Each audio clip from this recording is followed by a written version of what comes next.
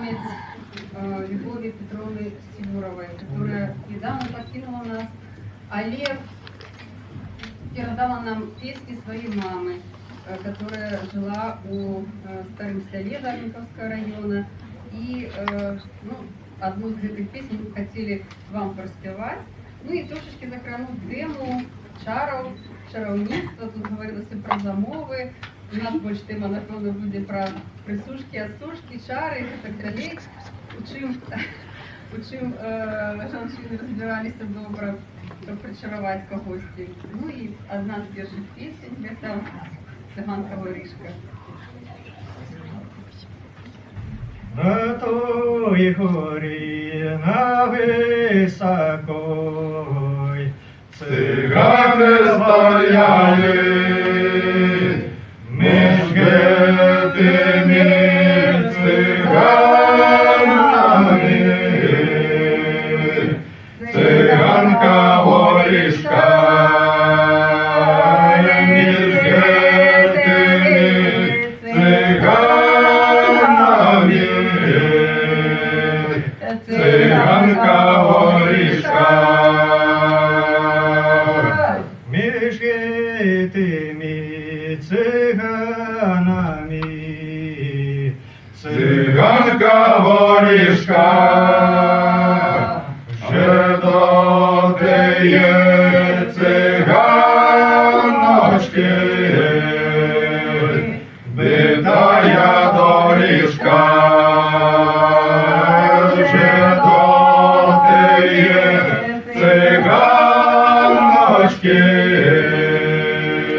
битая доріжка. Жидотиї циганочки, Дівчина ходила, вона тіє циганочки, поради просила, вона тіє циганочки, поради просила. порядь мені циганочка, Як рідная мати, шарой така козаченька, що має кидати, шарой така козаченька, що має кидати. циганочка добра була, Волю чинила,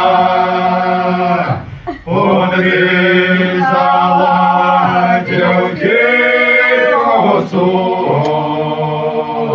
на вогні спалила, подрізала дівки косу, на вогні спалила.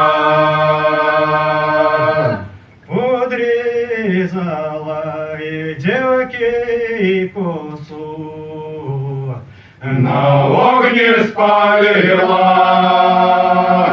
взяла покрив на талірку, на Дунай пустила, взяла покрив на талірку, на Дунай пустила.